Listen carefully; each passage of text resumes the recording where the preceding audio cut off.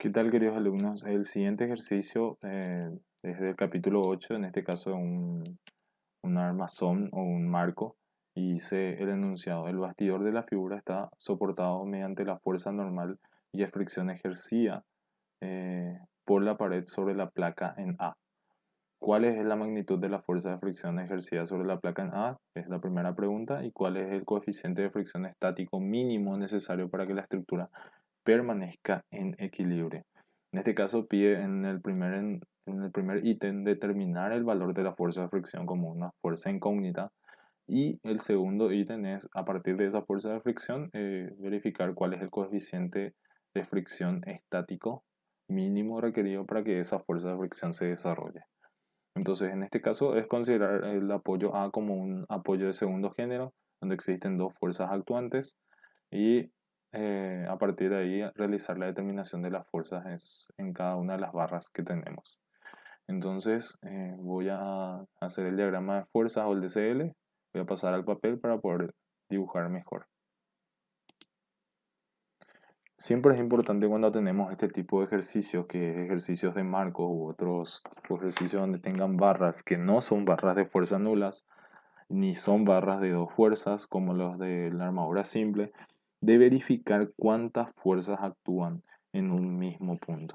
O sea, en este caso, por ejemplo, al analizar el nudo A, yo sé que existen dos incógnitas. Voy a hacerlo con el color rojo para que se vea mejor. Existen dos incógnitas. Como yo había dicho, cuando coinciden dos barras en un mismo punto, entonces una barra completa, cuando coinciden dos barras, el número de incógnitas es siempre dos veces el número de barra menos uno. Y eso nos permite saber exactamente cuántas incógnitas deberíamos de considerar. En este caso, al coincidir dos barras, tengo que la cantidad de incógnitas existentes diferentes que podríamos considerar también es 2. Acá coinciden dos barras, entonces también es 2. En este punto es un apoyo de segundo género, son dos incógnitas. Y en este punto, como coinciden dos barras, debería de ser 2 también, pero este apoyo permite un desplazamiento en esta dirección, entonces realmente nosotros tenemos libertad de movimiento en el eje horizontal de la barra, entonces existe una sola incógnita. El total de número de incógnitas es igual a 9, y el total de número de ecuaciones viene relacionado por 3 veces el número de barras que nosotros tenemos. Y en total tenemos 3 barras, entonces tenemos 9 ecuaciones. Entonces, de alguna manera, el sistema puede ser resuelto a partir de determinar todas las ecuaciones y relaciones que podamos tener.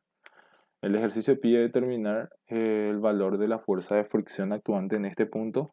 Entonces, voy a hacer el diagrama de cuerpo libre general y el diagrama de cuerpo libre separado de cada elemento. Bien, este sería el esquema general de todas las barras y el sistema de barras en conjunto, ¿verdad? En este sistema de barras en conjunto, estos puntos de uniones, por más de que nosotros sabemos que existen fuerzas, nosotros no consideramos ninguna incógnita, ya que entre sí las reacciones se suprimen, por ende en el sistema no va a afectar. Pero sí en estos extremos, que en este caso, por ejemplo, va a estar actuando la fuerza de rozamiento, voy a considerarle hacia arriba, y la fuerza normal actuante en ese punto. Al igual que la vertical en E y la horizontal en E, ya que es un apoyo de segundo género.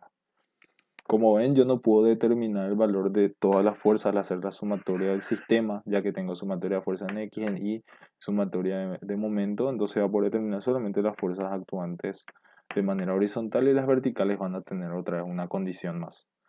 Ahora voy a considerar las fuerzas actuantes para el sistema separado, o sea, tipo separado, donde todas las barras tienen aplicaciones de fuerzas en distintos lugares en diferentes direcciones.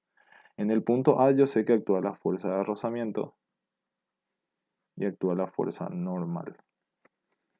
En el punto B actúa una fuerza de contacto entre la barra EDB y la barra ABC. Entonces voy a considerar para este punto una vertical en B y una horizontal en B.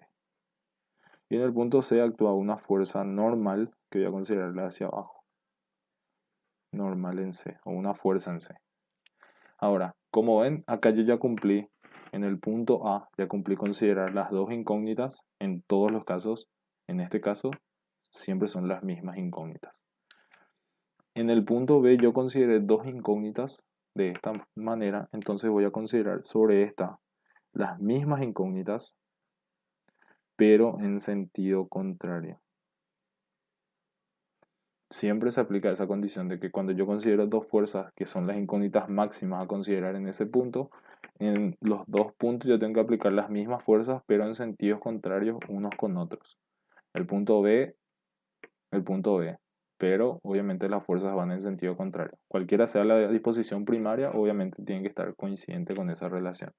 Solamente en los apoyos o vínculos externos son donde nosotros consideramos siempre la misma dirección de las fuerzas actuantes. Es decir, estos se mantienen por los puntos en común que nosotros tenemos. La normal en C es esta, entonces yo consideré ya la única fuerza que podía considerar en ese apoyo o en ese extremo, entonces en este caso voy a considerar la normal en C en este punto también.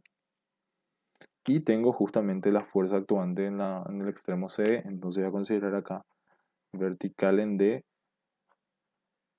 horizontal en D, y esto obviamente se va a trasladar al otro punto D que es este. Vertical en D, horizontal en D. Entonces esas son todas las fuerzas separadas que van a actuar en mi sistema. Entonces yo tengo que elegir cuál de las ecuaciones a mí me conviene. Obviamente yo tengo tres ecuaciones para esta barra, tres ecuaciones para esta barra, tres ecuaciones para esta barra, tres ecuaciones para este sistema. Y eso obviamente yo tengo que transformar después en la fuerza que yo más desee determinar y a partir de ahí hacer la resolución del ejercicio. Entonces, mi resolución, la forma más rápida que yo determino una vez que yo tengo todo separado, por ejemplo, voy a considerar las dimensiones de los elementos que yo tengo acá. Esto es 2 metros, 2 metros, 1 metro, según lo que marca el gráfico. Estas distancias son de 1 metro,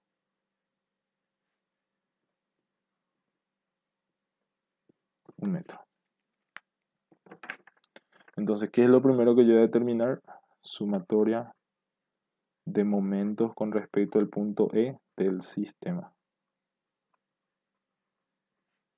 Igual a 0. Que sería toda la barra en conjunto sin mirarle esto acá. Sería todo esto que está acá. Si yo tomo un momento en este punto, la fuerza de rozamiento, la vertical en E y la horizontal en E no generan momento y solamente aparecen esta y esta que sería la normal y la fuerza de 6 kilonewtons. Entonces en este caso tengo que 6 negativo por 5 metros más normal por 2 metros es igual a 0. La normal entonces es igual a 15 kilonewton. Ya determiné el valor de la fuerza normal. Mi segundo paso sería entonces, este es sistema. Mi segundo paso es barra DC. ¿Por qué hago esto? Porque voy a determinar la normal en C. Entonces en este caso hago sumatoria de momentos en el punto D igual a 0. Tengo las dimensiones existentes. En este caso esta distancia es de 2 metros desde acá. Esto es 1 metro. Y este pequeño segmento debería de ser de 0, debería de ser de 1 metro. Ya que por geometría este está aplicado en el punto medio. Esto está aplicado en el punto medio de la barra de EB. Entonces esto coincide en la mitad vertical y por ende va a coincidir en la mitad horizontal también.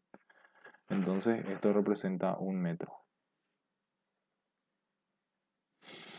Entonces tengo que normal en C por 3 metros menos 6 por 4 metros es igual a 0. Entonces normal en C es igual a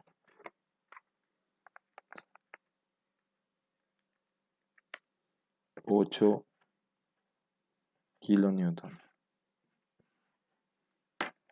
Entonces, ¿qué yo estoy haciendo? Determinando las fuerzas que más rápidamente puedo determinar sin necesidad de hacer la sumatoria de fuerzas en el eje X, en el eje Y. ¿Por qué? Porque en este caso, este tiene demasiadas fuerzas actuantes. Por ende, si yo hago sumatoria de fuerzas en el eje X e Y, no voy a poder determinar ninguna de ellas directamente. Esta también tiene mucha cantidad de fuerzas y la única que podría sí sería esta, donde yo obviamente puedo sacar el valor de esta fuerza, esta fuerza, esta fuerza por las tres sumatorias y a partir de ahí poder ir determinando las demás. Pero yo solamente quiero saber el valor de la fuerza de rozamiento. Entonces, ¿qué es lo que voy a hacer? Mi tercera ecuación es sumatoria, sería la barra A, B, C. Voy a hacer sumatoria de momentos en el punto B igual a 0. Elimino en ese caso mis dos incógnitas, B sub, o sea, vertical en B y horizontal en B. Y tengo solamente las normales actuantes. Dimensiones. Esto es 2 metros. Esto es 2 metros. Y ya tengo todas las fuerzas actuantes. Entonces, normal en C, normal en A no genera momento ya que coincide en su línea de acción y solamente tengo esta fuerza. Entonces, fuerza de rozamiento por 2 menos normal